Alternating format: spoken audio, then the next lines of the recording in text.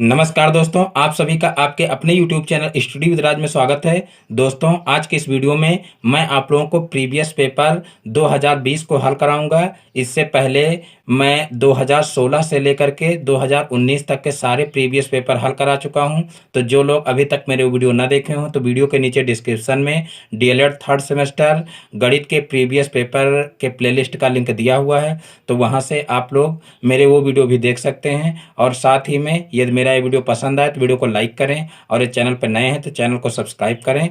तो चलिए देखते हैं 2020 के पहले क्वेश्चन को। देखिए यहाँ पर जो है सबसे पहले वस्तुनिष्ठ प्रश्न, यानी कि जो क्वेश्चन पेपर आता है उसमें सबसे पहले जो 5 प्रश्न होते हैं वो वस्तुनिष्ठ प्रश्न यानी कि बहुविकल्पीय क्वेश्चन होते हैं। और उनमें 4 विकल्प दिए रहते हैं, और 4 विकल्प में से हमको सही जो ऑप्शन होता है उसको जो है लिखना रहता है। तो यहाँ पर देखिए पहला क्वेश्चन है 125/64 के घन रूप का आधार है।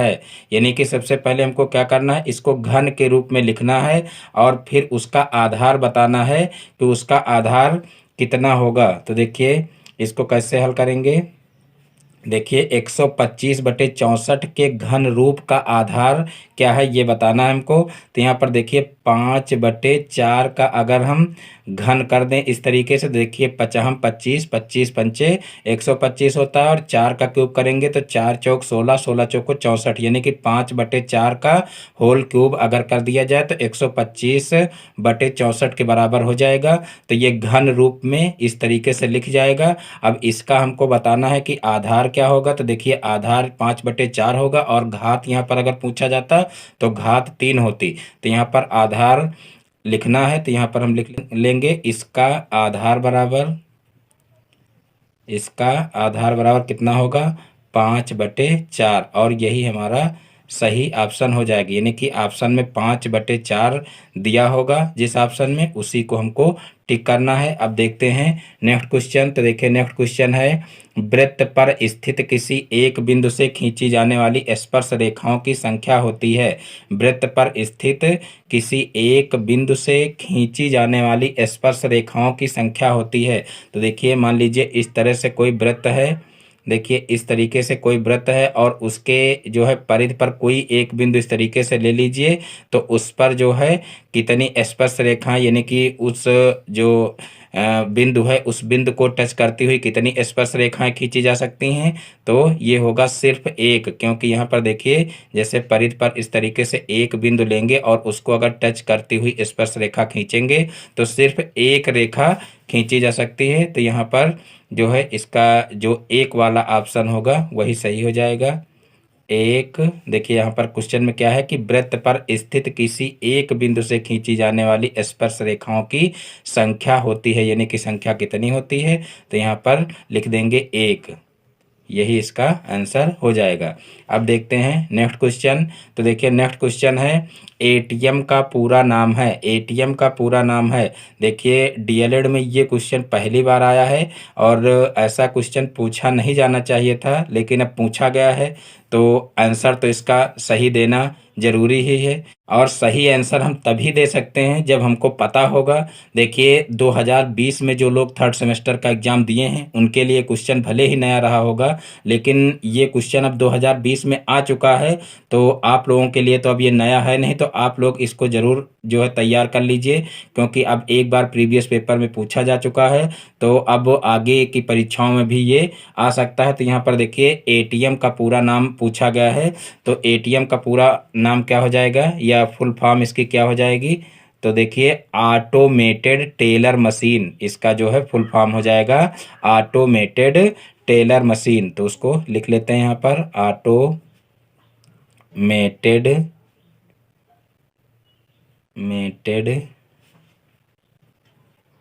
Teller machine. तो ये हो जाएगा एटीएम का फुल फॉर्म। अब देखते हैं नेक्स्ट क्वेश्चन। तो देखिए नेक्स्ट क्वेश्चन है एक घनाकार बक्से की एक भुजा 1 मीटर 30 सेंटीमीटर है। बक्से का संपूर्ण पृष्ठ है, यानी कि बक्सा जो है वो कैसा है, घनाकार है। और जो है घनाकार बक्से का जो है हमको क्या करना है, संपूर्ण पृष्ठ ज्ञात करना है और एक भुजा दी हुई है। तो यहाँ पर सबसे पहले देखिए जो है भुजा जो घनाकार जो है बक्से की दी गई है वो मीटर और सेंटीमीटर दोनों में दी गई है। तो इसको सबसे पहले हम एक यूनिट में चेंज कर लेते हैं। तो यहाँ पर सबसे पहले हम घन की एक भुजा निकाल लेते हैं एक यूनिट में। घन की एक भुजा बराबर, एक भुजा बराबर, तो देखिए 1 मीटर और 30 सेंटीमीटर दिया हुआ है। तो हम क्या करेंगे, इसको 1 मीटर को हम सेंटीमीटर में चेंज कर लेंगे। तो यहाँ पर देखिए 1 मीटर में 100 सेंटीमीटर होते हैं, तो यहाँ पर 100 से अगर गुणा कर दे तो सेंटीमीटर में चेंज हो जाएगा। और प्लस यहाँ पर अगर 30 कर दे तो 30 तो जो है सेंटीमीटर में है ही। तो यहाँ पर जो है 1 मीटर 30 सेंटीमीटर पूरा जो है सेंटीमीटर में चेंज हो जाएगा। और फिर जो है यहाँ पर देखिए ये हो जाएगा 100 और 100 में 30 जोड़ेंगे तो 130 हो जाएगा, यानी कि 130 सेंटीमीटर जो है घन की एक भुजा हो जाएगी। अब हमको घन का संपूर्ण पृष्ठ ज्ञात करना है। तो यहाँ पर सीधे से हम घन के संपूर्ण पृष्ठ का फार्मूला लगा देंगे। घन का संपूर्ण पृष्ठ बराबर, घन का संपूर्ण पृष्ठ बराबर हो जाएगा, देखिए इसका फार्मूला होता है 6a²। तो यहाँ पर 6 × a² का मतलब यहाँ पर देखिए a घन की एक भुजा है, तो यहाँ पर एक भुजा हम 130 निकाल चुके हैं। तो यहाँ पर a की जगह पर 130 का होल स्क्वायर कर देंगे। अब यहाँ पर 6 गुणे हो जाएगा 130 गुणे 130, 130 गुणे 130 हो जाएगा। और फिर यहाँ पर देखिए 6 गुणे हो जाएगा 13, तेरहियम 169 होता है। तो यहाँ पर देखिए 13 का 13 से गुणा करना है, 13 तेरहियम 169 हो जाएगा। आगे 2 जीरो लगा लेंगे तो ये 130 गुणे 130 का गुणनफल हो जाएगा। अब इसका गुणा हमको क्या करना है, 6 से करना है। तो 6 से देखिए इसका गुणा करेंगे तो 9 छाक 54 हो जाएगा, 54 का 4 और फिर 6 छाक 36 और 36 और 5 कितना हो जाएगा, 36 5 41, 41 का 1 हो जाएगा। और फिर 6 एकम 6 और 6 4 10 हो जाएगा। और आगे देखिए 2 जीरो हैं तो आगे 2 जीरो लगा लेंगे। तो इस प्रकार से देखिए यहाँ पर कितना आ जाएगा, इकाई दहाई सैकड़ा हजार 10,000 लाख, यानी कि 1,01,400 आ जाएगा। और सेंटीमीटर में है इसलिए इसको जो है ये संपूर्ण पृष्ठ है तो इसको हम किस में लिखेंगे, वर्ग सेंटीमीटर में लिखेंगे।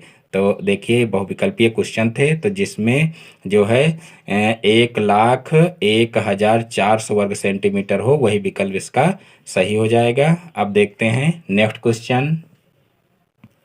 तो देखिए नेक्स्ट क्वेश्चन है question number 5, x³ plus 2x² plus 5x plus 10 का गुणनखंड है, यानी कि इसके हमको क्या करना है, गुणनखंड ज्ञात करने हैं। तो यहाँ पर देखिए हम जो है यहाँ पर 4 पद दिए हुए हैं तो पहले 2 पदों का जोड़ा बना लेंगे और फिर लास्ट वाले 2 पदों का जोड़ा बना लेंगे और 2 के जोड़े में से हम क्या करेंगे, कॉमन ले लेंगे। तो यहाँ पर देखिए इन दोनों में कॉमन मिल रहा है, देखिए x²। तो यहाँ पर हम जो है सबसे पहले क्या करेंगे, इसको हम उतार लेते हैं। यहाँ पर देखिए x³ दिया हुआ है और फिर प्लस 2x² दिया हुआ है, प्लस 5x दिया हुआ है और प्लस का 10 दिया हुआ है। तो अब पहले स्टेप में हम क्या करेंगे, पहले स्टेप में इन दोनों में से कॉमन ले लेंगे। तो यहाँ पर कॉमन देखिए x² मिल रहा है और यहाँ से बचेगा x और यहाँ से बचेगा 2, तो x + 2 हो जाएगा। अब यहाँ से देखिए दोनों में कॉमन मिल रहा है 5, अब यहाँ से बचेगा x और यहाँ पर देखिए बचेगा 5 दूना 10, यानी कि प्लस का 2 बचेगा। अब इन दोनों में से देखिए एक पद ये हो गया और एक पद ये हो गया। अब इन दोनों में देखिए x + 2 कॉमन मिल रहा है तो x + 2 कॉमन ले लेंगे। तो यहाँ पर देखिए x² प्लस 5 बच जाएगा और यही जो होगा इसका सही विकल्प हो जाएगा, यानी कि जिस विकल्प में x + 2 और x² + 5 मिल रहा हो वही विकल्प इसका सही विकल्प हो जाएगा। अब देखिए बहुविकल्पीय क्वेश्चन जो थे वो समाप्त होते हैं। अब देखते हैं अतिलघुत्तरीय क्वेश्चन। तो देखिए अतिलघुत्तरीय क्वेश्चन का पहला क्वेश्चन है, log 625 और बेस में 5 है बराबर 4 को घातांकीय रूप में लिखिए, यानी कि इसको हमको घातांकीय रूप में लिखना है। तो देखिए घातांकीय रूप में इसको कैसे लिखेंगे, देखिए जो बेस में संख्या होती है उसको बेस में ही रखते हैं, और जो बराबर के उस पार संख्या होती है उसको आगे ले आते हैं, और जो यहाँ पर पावर में संख्या होती है इसको बराबर के उस पार ले जाते हैं। यही काम यहाँ पर करते हैं। तो देखिए जो है यहाँ पर कैसे करेंगे, देखिए बेस में जो है आ जाएगा 5, और फिर इसको आगे ले आएंगे तो यहाँ पर बटे में सॉरी पावर में 4 हो जाएगा, और बराबर में हो जाएगा 625। तो इस प्रकार से यही इसका घातांकीय रूप हो जाएगा। देखिए यहाँ पर 5 की पावर 4 अगर आप करके देखें तब भी इतना ही आएगा। देखिए 55 25, 25 पंचे 125, और 125 पंचे 625 होता है। तो यहाँ पर इस तरीके से आप चेक भी कर सकते हैं, यानी कि 5 का क्यूब कितना होगा, 625 होगा। तो इस तरीके से घातांकीय रूप में इसको लिख सकते हैं। अब देखिए नेक्स्ट क्वेश्चन। तो नेक्स्ट क्वेश्चन है समुच्चय ए बराबर दिया हुआ है एक्स। देखिए एक्स की वैल्यू जो है वो 5 के बराबर होनी चाहिए, और या तो 5 से कम होनी चाहिए। यहाँ पर ये कंडीशन दी हुई है, जहाँ एक्स विषम संख्या है, यानी कि एक्स जो है वो एक विषम संख्या है, और एक्स की वैल्यू कितनी होनी चाहिए, 5 से कम होनी चाहिए, और या तो 5 के बराबर होनी चाहिए। और फिर देखिए बी के अवयव दिए हुए हैं 2 3 5 1 हों तो ए इंटरसेक्शन बी ज्ञात कीजिए। तो देखिए इसको कैसे सॉल्व करेंगे।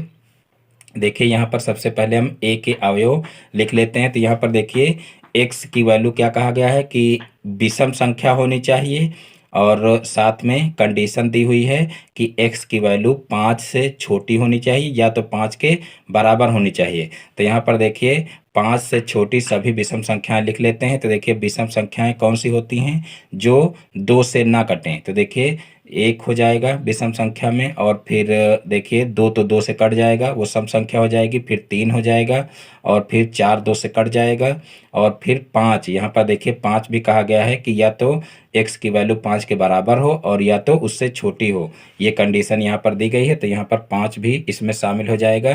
तो ये हो जाएंगे ए के अवयव। और फिर जो है बी के अवयव देखिए क्या हो जाएंगे, 2 3 5 1। देखिए इसको आप लोग अच्छे से समझ लीजिएगा, क्योंकि इस टाइप का क्वेश्चन पहली बार आया है, तो हो सकता है आप लोगों को थोड़ा सा अलग लगे, लेकिन आसान है। यहाँ पर सिर्फ ये कंडीशन समझ लीजिए कि देखिए एक्स की जो वैल्यू है वो एक विषम संख्या होनी चाहिए, और 5 से छोटी या 5 के बराबर होनी चाहिए। तो देखिए 5 से छोटी या 5 के बराबर विषम संख्याएं जो होंगी वो यही 3 होंगी, 1 3 और 5। और फिर बी के अवयव तो ऑलरेडी दिए हुए हैं। अब हमको क्या करना है, अब हमको ए इंटरसेक्शन बी ज्ञात करना है। तो ए इंटरसेक्शन बी ज्ञात कर लेंगे।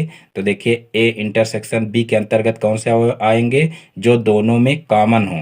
तो यहाँ पर देखिए 1 इसमें भी है, इसमें भी है, तो 1 हो जाएगा।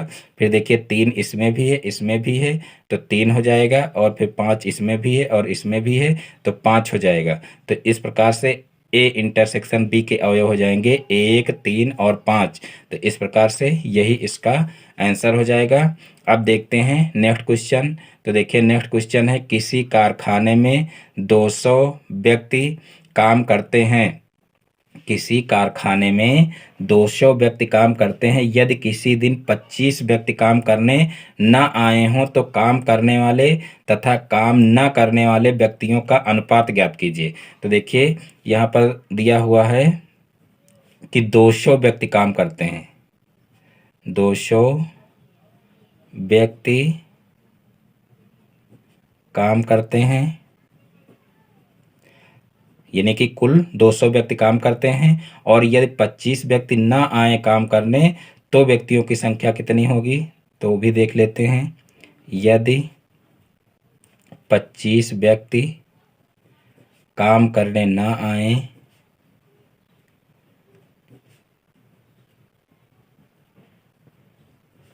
तो काम करने वाले व्यक्तियों की संख्या बराबर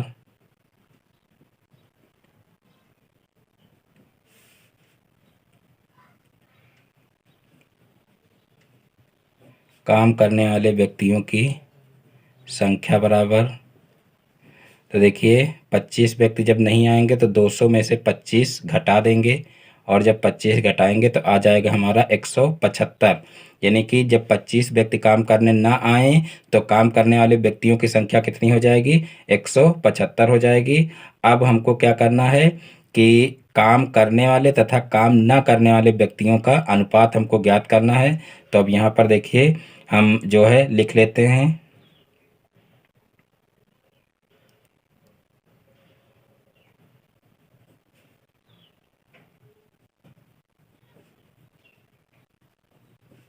काम करने वाले व्यक्ति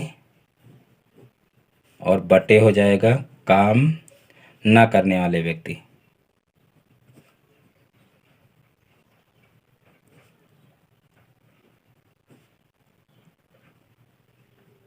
तो देखिए इन्हीं दोनों लोगों का अनुपात ज्ञात करना है, यानी कि काम करने वाले व्यक्ति और काम न करने वाले व्यक्तियों का अनुपात ज्ञात करना है। तो यहाँ पर देखिए काम करने वाले व्यक्ति हम निकाल चुके हैं 175, और काम न करने वाले व्यक्ति कितने हैं, तो जो नहीं आए हैं वही काम न करने वाले व्यक्ति हैं, यानी कि वो हो जाएंगे 25।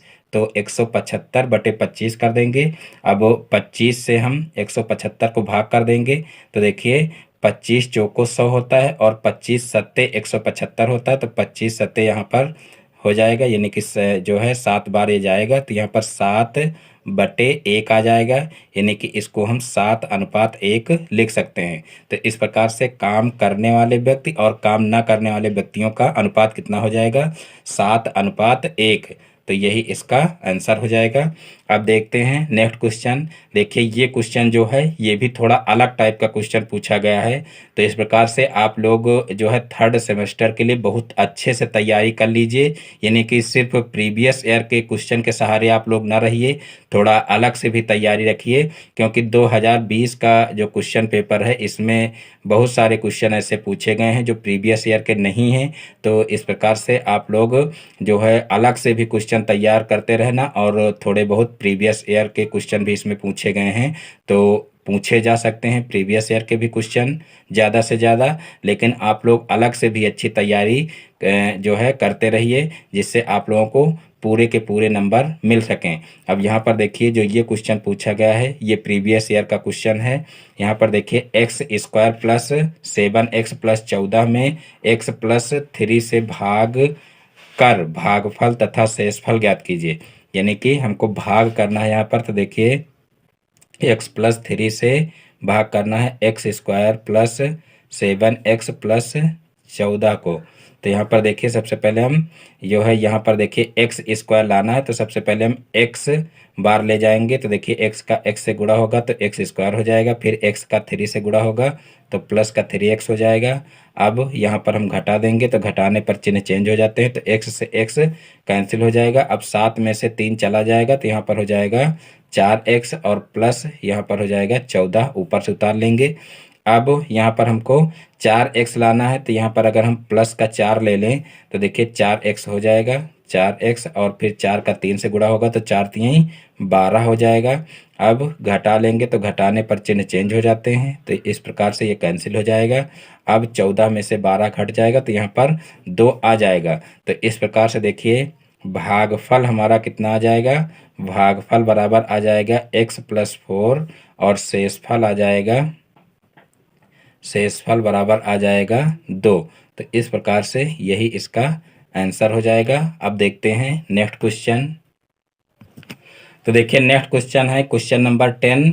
5,000 रुपये का 10% वार्षिक ब्याज की दर से 3 वर्ष का चक्रवृद्धि मिश्र धन ज्ञात कीजिए। ये क्वेश्चन भी देखिए प्रीवियस ईयर का पूछा गया क्वेश्चन है। ये क्वेश्चन 2017 में पूछा गया था, लेकिन दोनों में थोड़ा सा अंतर है, क्योंकि यहाँ पर देखिए चक्रवृद्धि मिश्र धन पूछा गया है और वहाँ पर जो है चक्रवृद्धि ब्याज पूछा गया है, और बाकी क्वेश्चन सेम है। यानी कि यहाँ पर सिर्फ जो है ब्याज की जगह पर चक्रवृद्धि मिश्र धन पूछा गया है, और बाकी जो क्वेश्चन 2017 में पूछा गया था सेम वही क्वेश्चन है। तो देखिए यहाँ पर मूलधन दिया हुआ है, मूलधन दिया हुआ है कितना, 5,000 रुपये, और फिर देखिए दर दी हुई है 10%, और फिर देखिए समय दिया हुआ है, समय दिया हुआ है 3 वर्ष, और चक्रवृद्धि मिश्र धन ज्ञात करना है, यानी कि हमको ए ज्ञात करना है। तो ए बराबर यहाँ पर हम फार्मूला लगा देंगे, ए बराबर P1 + R/100 की पावर T। अब यहाँ पर देखिए ए हमको ज्ञात करना है, तो इसको ऐसे ही रखेंगे। पी यानी कि जो प्रिंसिपल है, मूलधन है, वो यहाँ पर दिया हुआ, तो इसकी जगह पर हम 5,000 लिख लेंगे। फिर 1 प्लस आर दिया हुआ है यानी कि दर दी हुई है 10%। और फिर समय दिया हुआ है, देखिए 3 वर्ष, यहाँ पर बटे में 100 हो जाएगा, और समय दिया हुआ है 3 वर्ष। अब जो है यहाँ पर 5,000 हो जाएगा, और फिर यहाँ पर देखिए 0 से 0 ये कैंसिल हो जाएगा, तो यहाँ पर बचेगा 10, 10 एकम 10 और 1 11, 11 बटे 10 हो जाएगा, और इसकी पावर में 3 है तो 3 लिख लेंगे। अब इसको अलग अलग कर लेंगे, तो यहाँ पर हो जाएगा 5,000 गुणे 11 बटे 10 गुणे 11 बटे 10 गुणे 11 बटे 10। और फिर देखिए इन 3 जीरो से ये तीनों जीरो कैंसिल हो जाएंगे, तो यहाँ पर बटे में संख्या खत्म हो जाएगी। अब ऊपर ऊपर इनका गुणा कर लेते हैं, तो देखिए 11 पच्छे 55 हो जाएगा, और फिर देखिए गुणे 11 ग्रहियम 121 हो जाएगा। अब 55 का 121 से गुणा कर लेंगे, तो यहाँ पर देखिए 55 एकम 55 का 5 हो जाएगा। फिर 55 दुन्ना हो जाएगा 110, और 110 और 5 115 हो जाएगा, 115 का 5 हो जाएगा। फिर 55 एकम 55 हो जाएगा, और यहाँ पर देखिए जो है कितना हुआ था, 55 दुन्ना 110, और 110 में 5 जोड़े थे तो 115 हुआ था, यानी कि यहाँ पर बचा 11, तो 55 एकम 55 हो गया, और फिर 11 इसमें जोड़ेंगे तो 66 हो जाएगा। तो इस प्रकार से 6,655 हमारा आंसर आ जाएगा, यानी कि इसका जो मिश्र धन है वो मिश्र धन कितना आ जाएगा, 6,655 रुपया। तो इस प्रकार से यही इसका आंसर हो जाएगा, क्योंकि चक्रवृद्धि मिश्र धन ही पूछा गया है। अगर क्वेश्चन में चक्रवृद्धि ब्याज पूछा गया होता तो हम क्या करते कि इस मिश्र धन में से मूलधन घटा लेते, तो हमारा जो है चक्रवृद्धि ब्याज भी निकल आता। लेकिन अब क्वेश्चन में सिर्फ जो है चक्रवृद्धि मिश्र धन ही पूछा गया है, तो क्वेश्चन को यहीं तक हल करेंगे और यही इसका आंसर हो जाएगा। अब देखते हैं नेक्स्ट क्वेश्चन।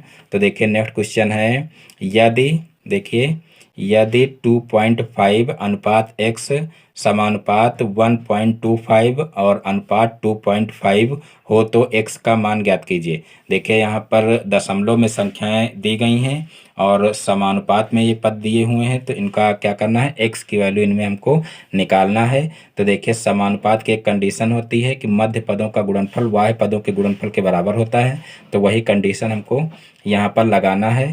तो देखिए मध्य पदों का गुणा कर लेंगे। सबसे पहले 1.25 मल्टीप्लाई बाई एक्स हो जाएगा, बराबर वाह पदों का गुणा कर लेंगे तो हो जाएगा 2.5 मल्टीप्लाई बाई 2.5। अब यहाँ पर x को इधर ही रखेंगे और इसको पक्षांतर कर देंगे, क्योंकि हमको x की वैल्यू ज्ञात करनी है। तो 2.5 हो जाएगा मल्टीप्लाई बाई 2.5, और फिर अपान 1.25 हो जाएगा। अब यहाँ पर देखिए 2 अंकों के बाद दशमलव लगा है, 1 अंक यहाँ और 1 अंक यहाँ, और नीचे भी देखिए 2 अंकों के बाद दशमलव लगा है, तो यहाँ से हम दशमलव हटा सकते हैं। अब डायरेक्ट हम 25 से जो है इसको सरल कर लेंगे, तो देखिए 25 से कम 25 हो जाएगा, और 25 चौको 100 होता है, और 25 पंचे 125 होता है, तो यहाँ पर 5 आ जाएगा। अब 5 से भाग कर देंगे 25 को, तो 5 25 हो जाएगा।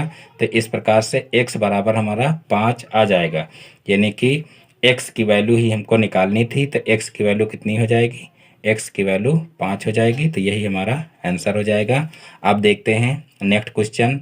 तो देखिए नेक्स्ट क्वेश्चन है लघुत्तरीय प्रश्न, क्योंकि अब देखिए जो अतिलघुत्तरीय क्वेश्चन है वो समाप्त हो चुके हैं, तो अब ये लघुत्तरीय प्रश्न शुरू हो गए हैं। तो लघुत्तरीय प्रश्न का पहला जो क्वेश्चन है वो देखते हैं। पार्श्व चित्र में ओ वृत्त का केंद्र है।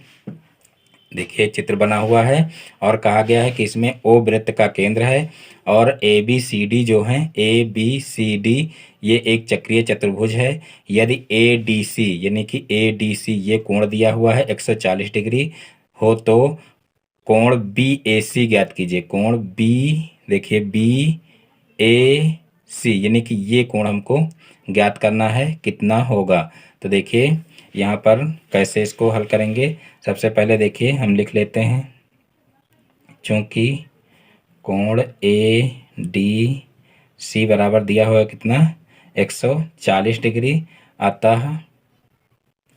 अतः कोण ए बी सी कितना हो जाएगा।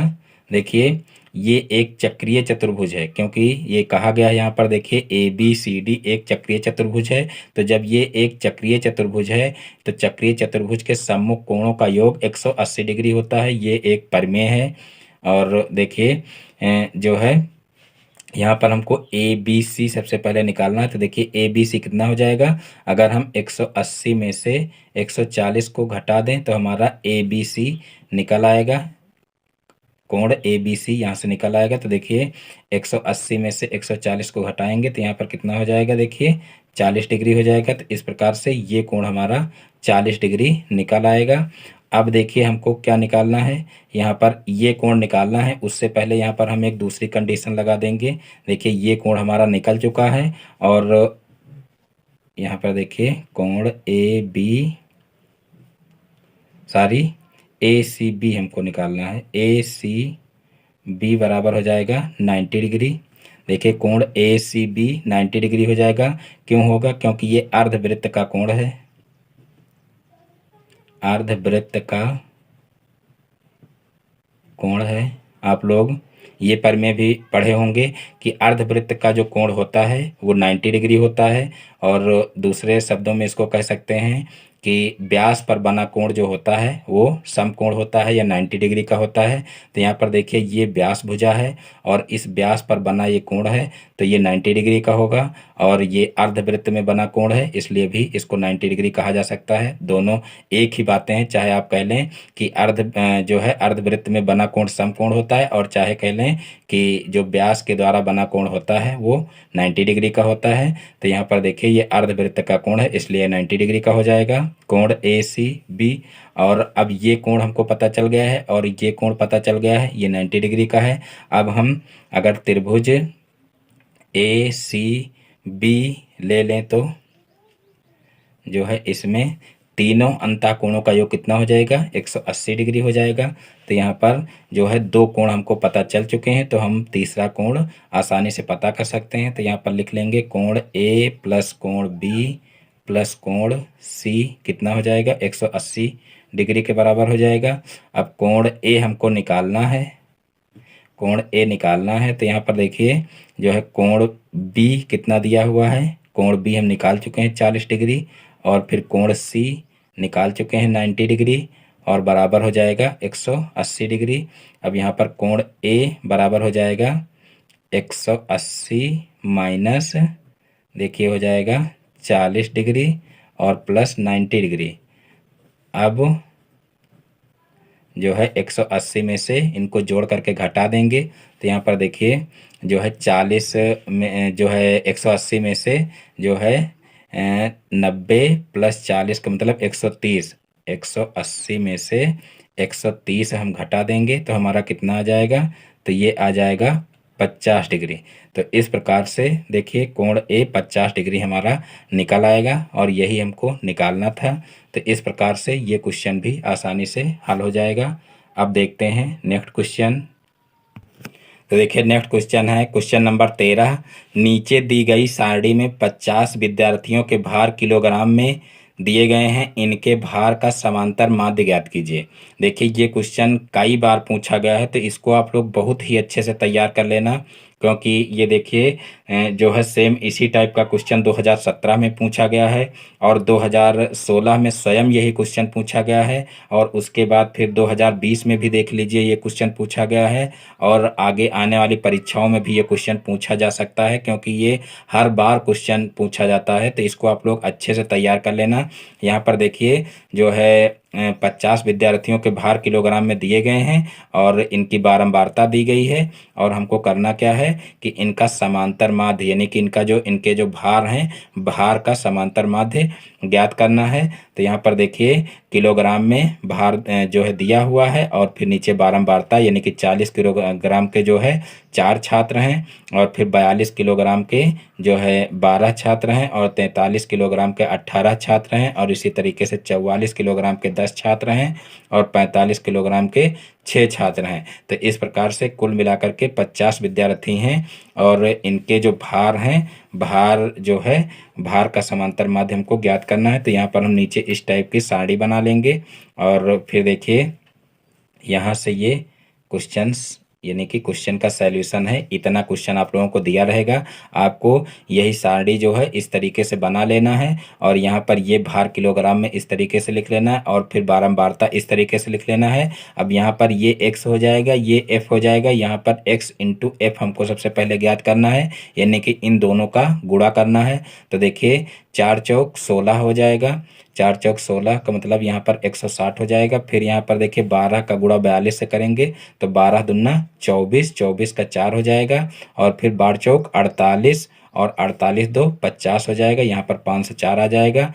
फिर 18 3 54, 54 का 4 हो जाएगा और फिर 18 चौक 72 और 72 और 5 77 हो जाएगा। और फिर देखिए 10 का गुणा 44 से करेंगे तो 440 हो जाएगा और फिर देखिए 6 का गुणा 45 से करेंगे तो 6 पंचे 30, 30 का 0 हो जाएगा और 6 चौक 24 और 24 और 3 27, यानी कि यहाँ पर 270 हो जाएगा। अब इन सभी का योग ज्ञात कर लेंगे तो यहाँ पर देखिए ये हो जाएगा sigma F x, sigma F x ज्ञात करेंगे तो यहाँ पर देखिए 4 4 8 हो जाएगा और फिर जो है यहाँ पर देखिए 6 और 7, 6 6 12, 12 एक 13 हो जाएगा और 13 और 4, 13 4 17 और 17 7 कितना हो जाएगा, इसका 4 हो जाएगा। और फिर देखिए यहाँ पर 5 1 6 हो जाएगा और 6 6 12 एक 13, 13 4 17, 17 2 हो जाएगा 19 और 19 और 2 हो जाएगा 21। तो इस प्रकार से 2148 हमारा आ जाएगा। और यहाँ पर जो है अब सिग्मा हम एफ ज्ञात कर लेंगे क्योंकि समांतर माध्य में इसकी भी आवश्यकता पड़ेगी। तो यहाँ पर इनका भी योग ज्ञात कर लेते हैं। तो यहाँ पर देखिए 12 4 16 हो जाएगा और 16 का 16, 16 दूना 32 और 32 दो 34 हो जाएगा और 34 10 44 हो जाएगा और 44 और 6 कितना हो जाएगा, 50 हो जाएगा। इनको हम चाहे जोड़ लें और चाहे यहाँ पर देखिए कहा गया है कि 50 विद्यार्थियों के भार, यानी कि इनका योग ऑलरेडी दिया हुआ है 50, क्योंकि यहाँ पर विद्यार्थियों की बारंबारता ही दी गई है, यानी कि जो है कितने किलोग्राम के कितने छात्र हैं वही यहाँ पर दिया हुआ है। तो वैसे भी इसका योग जो है वो 50 ही आना चाहिए। और फिर देखिए अब हम क्या करेंगे, इनका समांतर माध्य ज्ञात कर लेंगे। तो देखिए समांतर माध्य का यहाँ पर सीधे से फार्मूला लगा देंगे। समांतर माध्य बराबर सिग्मा एफ एक्स अपान सिग्मा एफ हो जाएगा। तो देखिए सिग्मा एफ एक्स आया है 2148 और बटे सिग्मा एक्स हो जाएगा 50। अब 50 से हम इसको भाग कर लेंगे। तो देखिए इधर साइड में हम 50 से भाग कर लेते हैं 21 48 का। तो यहाँ पर देखिए सबसे पहले 4 बार जाएगा। तो देखिए 4 बार ले जाएंगे। देखिए 50 दूना 100 होता है और 50 चौको 200 हो जाएगा। तो यहाँ पर 4 बार ले जाएंगे। अब यहाँ पर हो जाएगा नीचे 14 उतर आएगा और ऊपर से 8 उतार लेंगे। अब यहाँ पर 2 बार जाएगा। तो देखिए यहाँ पर हो जाएगा 100 और फिर यहाँ पर आ जाएगा 48 नीचे। अब यहाँ पर पॉइंट लगा देंगे और पॉइंट लगाएंगे तो यहाँ पर 0 बढ़ जाएगा। तो यहाँ पर देखिए जाएगा 9 बार, यानी कि 9 बार अगर हम ले जाएंगे तो हमारा देखिए यहाँ पर 450 आ जाएगा और 450 को जो है 480 में से घटाएंगे तो यहाँ पर आ जाएगा 30 और पॉइंट लगा हुआ है तो आगे 0 भी बढ़ा सकते हैं। अब जो है कितनी बार जाएगा, तो अब देखिए जाएगा 6 बार, यानी कि 50 छक्का 300 हो जाएगा। तो इस प्रकार से 6 बार ले जाएंगे तो पूरा पूरा कैंसिल हो जाएगा। अब यहाँ पर देखिए हमारा आ जाएगा 42.96, यानी कि 42.96 हमारा आंसर आ जाएगा। तो इस प्रकार से ये क्वेश्चन भी हल हो जाएगा। इस क्वेश्चन को आप लोग बहुत अच्छे से तैयार कर लीजिए क्योंकि बार बार यही क्वेश्चन पूछा जाता है, तो इसको आप लोग ज़रूर अच्छे से तैयार कर लेना। अब देखते हैं नेक्स्ट क्वेश्चन। तो देखिए नेक्स्ट क्वेश्चन है वृत्त की एक जीवा की लंबाई उसकी त्रिज्या के बराबर है, जीवा द्वारा लघु वृत्तखंड पर आंतरिक कोण ज्ञात कीजिए। ये क्वेश्चन भी देख लीजिए, थोड़ा अलग टाइप का पूछा गया है, यानी कि अन्य प्रीवियस ईयर के पेपर में ऐसा क्वेश्चन नहीं पूछा गया है। तो देखिए कहा गया है कि वृत्त की एक जीवा की लंबाई उसकी त्रिज्या के बराबर है, जीवा द्वारा लघु वृत्तखंड पर आंतरिक कोण ज्ञात कीजिए, यानी कि लघु वृत्त पर आंतरिक कोण हमको ज्ञात करना है। तो यहाँ पर देखिए सबसे पहले कहा गया है कि मान लीजिए ये वृत्त का केंद्र है और कहा गया है उसकी जो जीवा है वो त्रिज्या के बराबर है। यानी कि जैसे ये मान लीजिए एक त्रिज्या हो गई और इसके बराबर ही ये जो इसकी जीवा है, जैसे ये एक जीवा खींची गई तो इसके बराबर ही है। और फिर यहाँ पर देखिए ये एक जो है त्रिज्या हम और इस तरीके से खींच लेंगे तो देखिए जो ये त्रिज्या है, ये त्रिज्या है, ये इसके बराबर होगी क्योंकि ये क्वेश्चन में कहा गया है कि जो जीवा है वो त्रिज्या के बराबर है। और फिर कहा गया है कि जीवा द्वारा लघु वृत्तखंड पर आंतरिक कोण ज्ञात कीजिए। तो देखिए ये जीवा है और ये जो है ये लघु वृत्त है। यानी कि देखिए जो जीवा होती है वो वृत्त को दो भागों में बांटती है, एक लघु वृत्तखंड और एक दीर्घ वृत्तखंड। तो यहाँ पर जो ये इतना भाग होगा यहाँ से यहाँ तक ये दीर्घ वृत्तखंड होगा और यहाँ से ये इतना जो होगा वो लघु वृत्तखंड होगा। तो यहाँ पर ज्ञात करना है कि लघु वृत्तखंड पर आंतरिक कोण क्या होगा, जीवा द्वारा जो आंतरित होगा। तो यहाँ पर देखिए जो ये कोण है, देखिए लघु वृत्त में जो कोण बनेगा वो इस तरीके से यहाँ पर बनेगा। तो ये कोण हमको ज्ञात करना है इस तरीके से। देखिए ये कोण जो होगा यहाँ पर थोड़ा सा देख लीजिए, ये कोण जो होगा ये हमको ज्ञात करना है।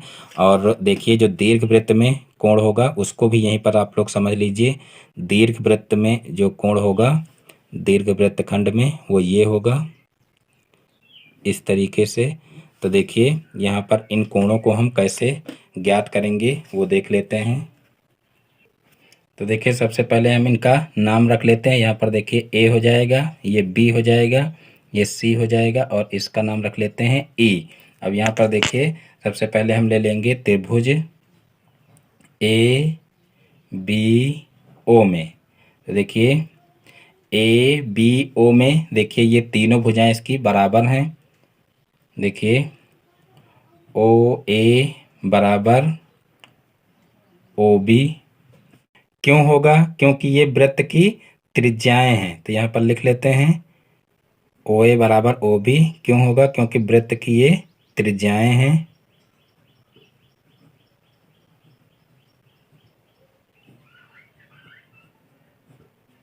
और देखिए ओ ए बराबर ओ बी बराबर होगा ए बी, क्योंकि ये दिया हुआ है कि जो वृत्त की जीवा है वो भी त्रिज्या के बराबर है। तो यहाँ पर ओ ए बराबर ओ बी बराबर ए बी हो जाएगा।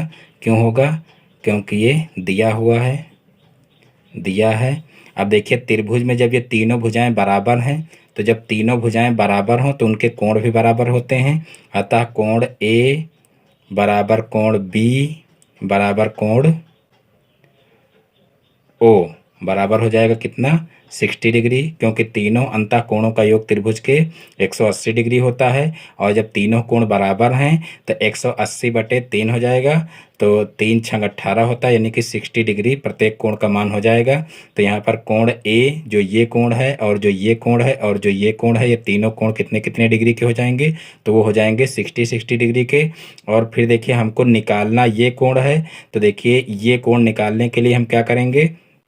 देखिए यहाँ पर लिख लेंगे कोण ए ई बी बराबर 1/2 बृहत कोण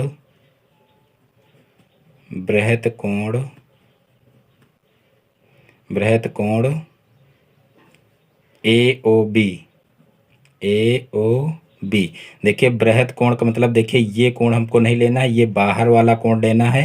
यानी कि किसी भी जीवा द्वारा वृत्त के केंद्र पर बना कोण परिधि पर बने कोण का 2 गुना होता है और किसी भी जीवा द्वारा वृत्त की परिधि पर बना कोण केंद्र पर बने कोण का आधा होता है। ये कंडीशन यहाँ पर लगाना है।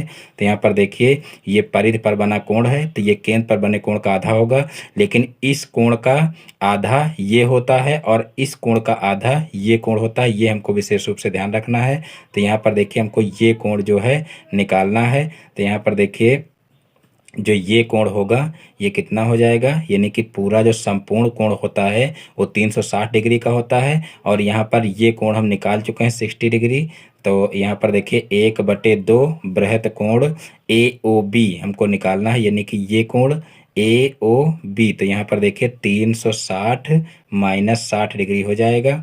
और जो है यहाँ पर देखिए 1/2 और 360 में से 60 घटा देंगे तो कितना हो जाएगा, तो यहाँ पर हो जाएगा 300 डिग्री, और 300 का 2 से भाग कर देंगे तो यहाँ पर देखिए हो जाएगा हमारा 150 डिग्री।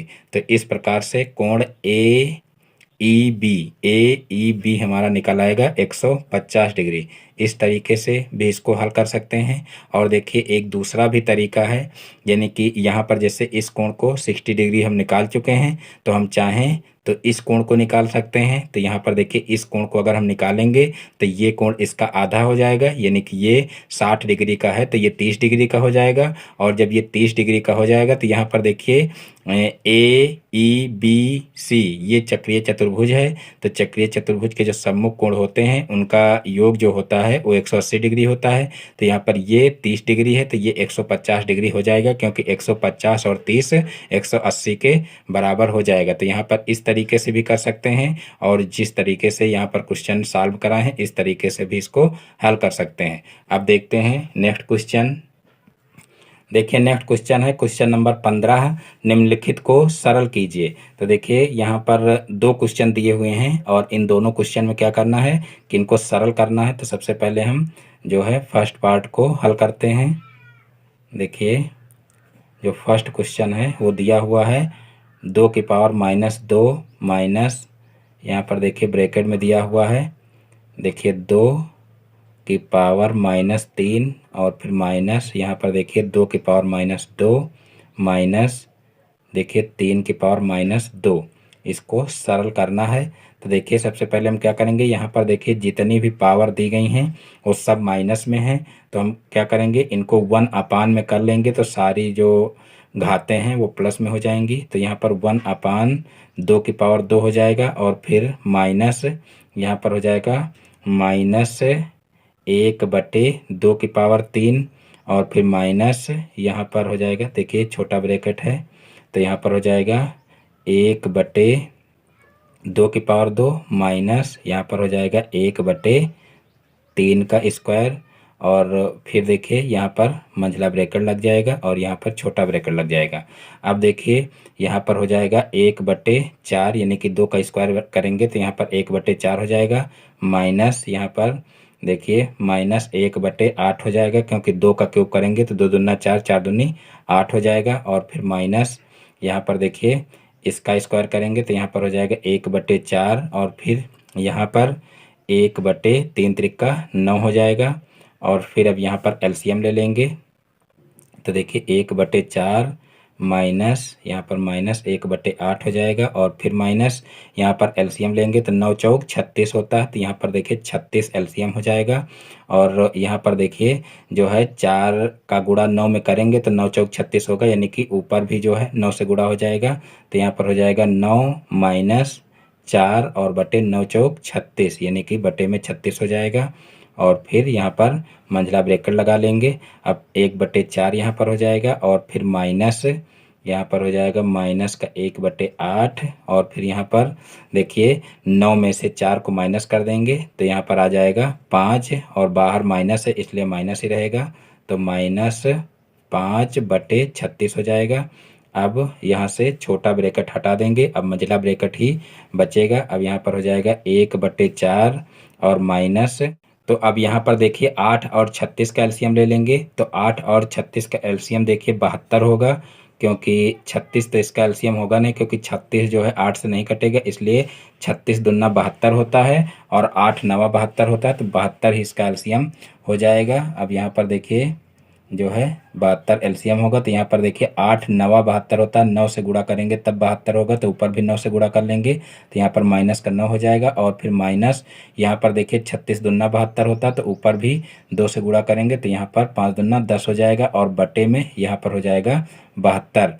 और फिर देखिए यहाँ पर 1/4 हो जाएगा माइनस, अब यहाँ पर देखिए 10 में 9 जुड़ जाएगा, क्योंकि यहाँ पर देखिए जो है दोनों संख्याएं माइनस में है, इसलिए यहाँ पर हो जाएगा जो है 10 9 19 हो जाएगा, और माइनस का 19 होगा, लेकिन बाहर जब ब्रैकेट के लाएंगे तो माइनस माइनस प्लस हो जाएगा, इसलिए यहाँ पर प्लस का 19/72 हो जाएगा। और इसी स्टेप में हम ब्रैकेट को हटा देते हैं। और फिर जो है अब यहाँ पर पुनः एलसीएम लेंगे तो 4 और 72 का एलसीएम कितना होगा, तो देखिए 4 और 72 का एलसीएम हो जाएगा 72, अब देखिए यहाँ पर जो है 4 का कितने से गुणा करें तो 72 होगा, तो यहाँ पर 72 को जो है 4 से भाग कर लेंगे। देखिए 4 एकम 4, और फिर देखिए यहाँ पर बचा जो है 3 और 4 अवट है 32, यानी कि 18 चौक 72 होगा। यानी कि 18 से अगर 4 में गुणा करें तो 72 होगा। तो 18 का ऊपर भी गुणा करेंगे तो यहाँ पर हो जाएगा 18 और प्लस 19 हो जाएगा, और इसका होल बटे 72 हो जाएगा। अब 18 और 19 को जोड़ेंगे तो देखिए 18 दूना 36, एक 37 हो जाएगा और बटे 72 हो जाएगा। यानी कि 37 बटे 72 ही इसका आंसर हो जाएगा। तो इस प्रकार से ये क्वेश्चन भी सॉल्व हो जाएगा। अब देखिए इसी का जो दूसरा क्वेश्चन है वो देख लेते हैं। तो देखिए इसको कैसे सॉल्व करेंगे। देखिए 2 की पावर 5 दिया हुआ है, गुणे दिया हुआ है 16 की पावर -2, और भागे दिया हुआ है 2 की पावर -3। देखिए ये क्वेश्चन प्रीवियस ईयर में पूछा गया है किसी अन्य सत्र में। ये जो है यहाँ पर हम ये तो नहीं बता पाएंगे कि किस सत्र में पूछा गया है, लेकिन मैं जो है हल करवा चुका हूँ ऐसा क्वेश्चन। तो देखिए इसको कैसे हल करेंगे। तो देखिए यहाँ पर दिया हुआ है 2 की पावर 5, तो यहाँ पर 2 की पावर 5 ही लिख लेंगे। फिर यहाँ पर 16 को जो है 2 की पावर में लिख लेते हैं। तो देखिए 2 की पावर में इसको लिखेंगे तो 2 दूना 4, 4 दूनी 8, 8 दूनी 16 होता है, यानी कि 2 की पावर 4 हो जाएगा, और इसकी होल पावर -2 है। और फिर भागे यहाँ पर 2 की पावर -3 है। और अब जो है देखिए इनका गुणा हो जाएगा पावर का, तो यहाँ पर हो जाएगा 2 की पावर 5 गुणे 2 की पावर 4 दूना 8, यानी कि -8 हो जाएगा, और फिर भागे 2 की पावर -3 हो जाएगा। अब देखिए गुणा में घातें जुड़ जाती हैं और भाग में घातें घट जाती हैं जब बेस समान हो। यहाँ पर देखिए 2 यहाँ भी है, 2 यहाँ भी, 2 यहाँ भी है, और ये 2 पद जो है गुणे में दिए हुए हैं, और ये पद जो है वो भाग में दिया हुआ है। तो गुणा में घातें जुड़ जाती हैं और भाग में घातें घट जाते हैं। तो यहाँ पर देखिए इन 2 पदों की घातें जोड़ लेंगे तो यहाँ पर देखिए 5 सॉरी यहाँ पर 2 की पावर हो जाएगा 5, और ये जुड़ेगा, लेकिन जो है जुड़ने पर भी माइनस ही होगा क्योंकि माइनस के चिन्ह के साथ में 8 है। तो यहाँ पर जो है 5 प्लस जो है -8 हो जाएगा, और फिर जो है भाग में घातें घट जाती तो इसको हम घटा लेंगे, माइनस हो जाएगा, और माइनस और फिर ब्रैकेट में -3 दिया हुआ है। तो इस तरीके से इसको लिख लेंगे। अब यहाँ पर देखिए जो है 2 की पावर 5 हो जाएगा, और प्लस माइनस का गुणा होगा तो ये -8 हो जाएगा, और माइनस माइनस का गुणा होगा तो ये +3 हो जाएगा। और देखिए अब जो है यहाँ पर प्लस वाली संख्याएं जुड़ जाएंगी और माइनस वाली संख्याएं फिर उसमें से घट जाएंगी। तो यहाँ पर 2 की पावर हो जाएगा 5 3 8, और माइनस का 8 क्योंकि माइनस का 8 भी दिया हुआ है।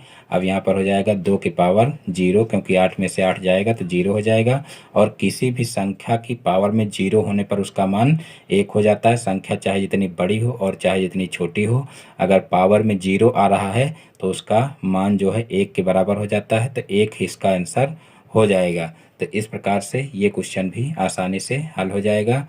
अब देखते हैं नेक्स्ट क्वेश्चन। तो देखिए नेक्स्ट क्वेश्चन है, यदि टेलीविज़न सेट का मूल्य 15,625 रुपया है, यदि उसका मूल्य प्रतिवर्ष 8% घटता है तो 3 वर्ष बाद उसके मूल्य में कितनी गिरावट आएगी। इस क्वेश्चन को देखिए कैसे सॉल्व करेंगे। यहाँ पर देखिए कहा गया है कि टेलीविज़न सेट का मूल्य 15,625 रुपये है, और यदि उसका मूल्य प्रतिवर्ष 8% घटता है तो 3 वर्ष बाद उसके मूल्य में कितनी गिरावट आएगी। तो देखिए इसको जैसे हम मिश्र धन निकालते हैं वही मिश्र धन वाला यहाँ पर फार्मूला जो है लगाएंगे, और 8% जो है कहा गया है कि जो है उसका मूल्य प्रतिवर्ष 8% घटता है। तो यहाँ पर देखिए जो दर होगी वो यहाँ पर माइनस की ली जाएगी, क्योंकि यहाँ पर बढ़ नहीं रहा घट रहा है। तो यहाँ पर इसकी जो दर है वो माइनस में ले लेंगे, और बाकी जो है इसको हम मिश्र धन की तरह से निकाल लेंगे। तो यहाँ पर देखिए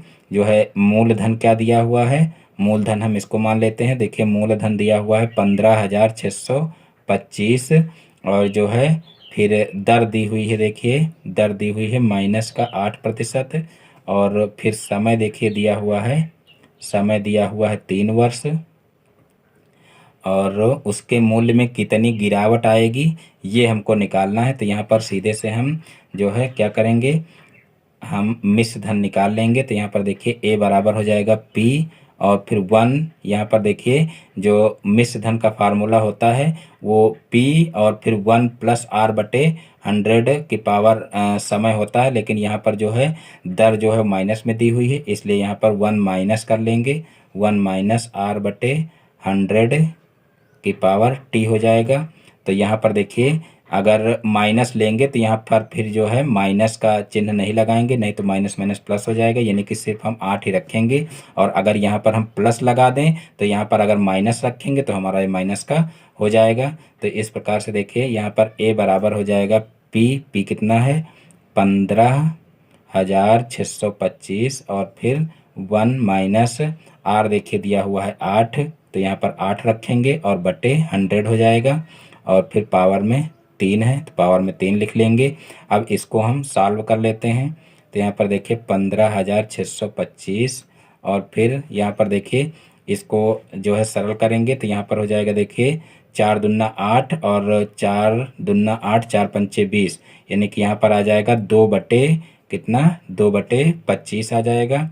तो यहाँ पर 2 बटे 25 लिख लेंगे और 25 एकम 25 और 25 में से 2 जाएगा तो कितना हो जाएगा 25 में से 2 जाएगा तो 23 हो जाएगा, यानी कि हम इसको 23 बटे 25 जो है डायरेक्ट लिख सकते हैं। तो 23 बटे 25 की पावर 3 हो जाएगा और फिर इसको अलग अलग कर लेंगे। तो यहाँ पर देखिए अलग अलग करेंगे तो 15,625 गुणे हमारा हो जाएगा 23 गुणे 25 और फिर गुणे 23 23 बटे 25 और फिर गुणे 23 बटे 25, इस प्रकार से 3 बार ये हो जाएगा।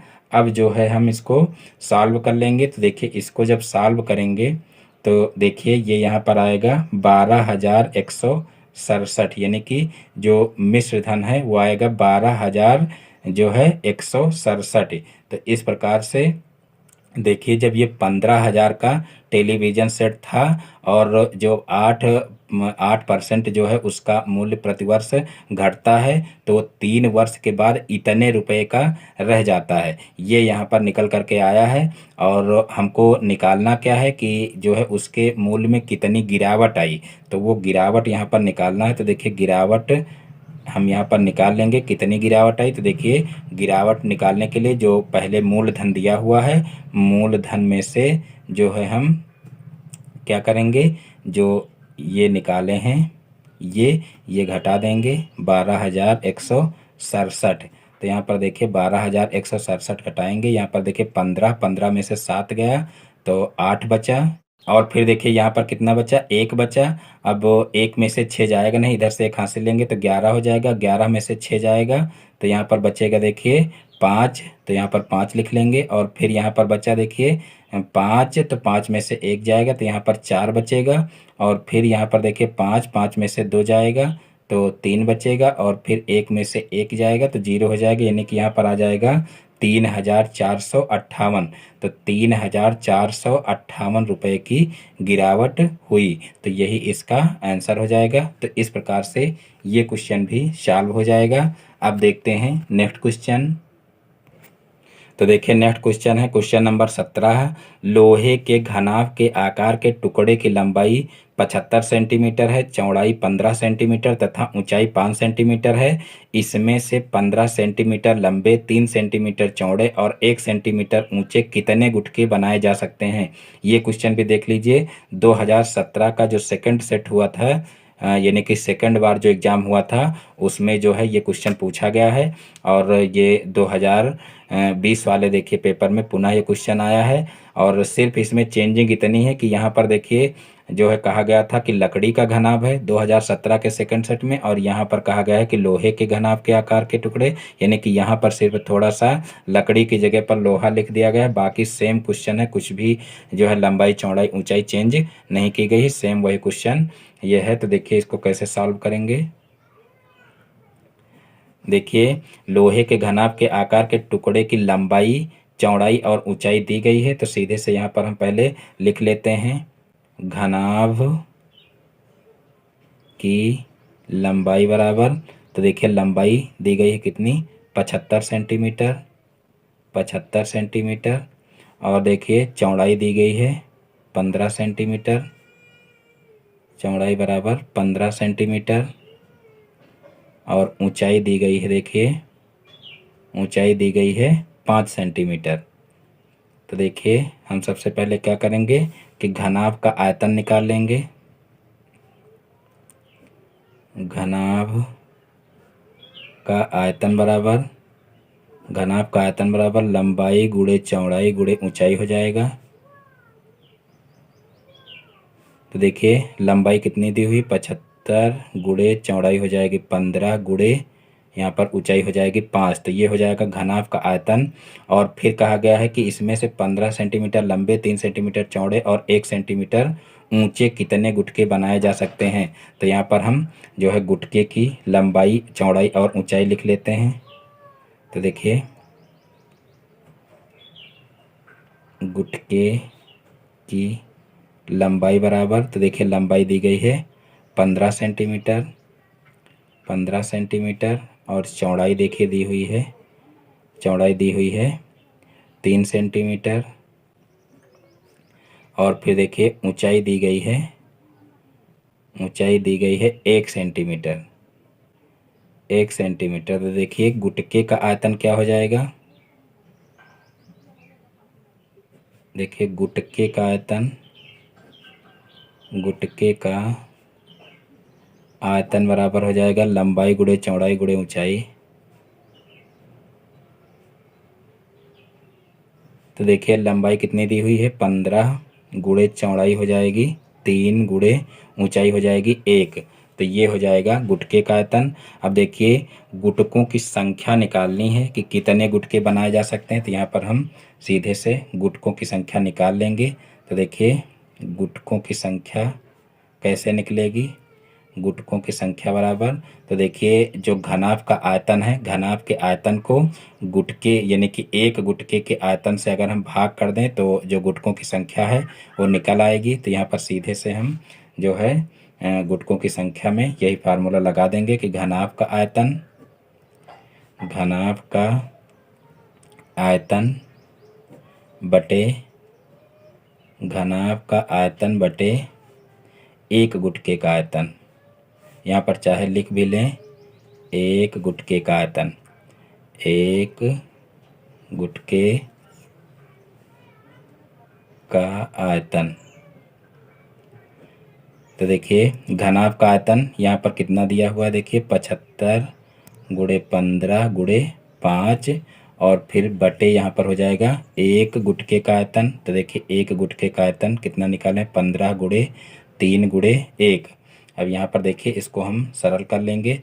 तो देखिए 15 पछे 75 होता है, तो यहाँ पर 5 हो जाएगा और फिर यहाँ पर तीनों पक्षी 15 होता है, यानी कि नीचे से देखिए संख्याएं खत्म हो चुकी हैं। ऊपर 5 गुणे 5 गुणे 5 कर लेते हैं। तो देखिए 25 और 25 पंचे 125 हो जाएगा, यानी कि 125 जो है टुकड़ों की संख्या आ जाएगी।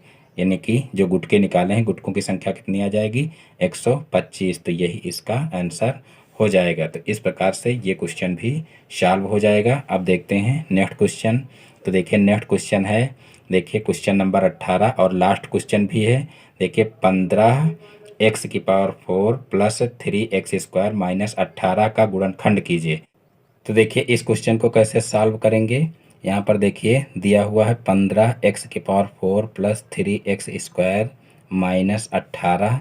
अब यहाँ पर देखिए यहाँ पर सभी में जो है 3 कॉमन मिल रहा है, तो सबसे पहले हम 3 कॉमन ले लेंगे।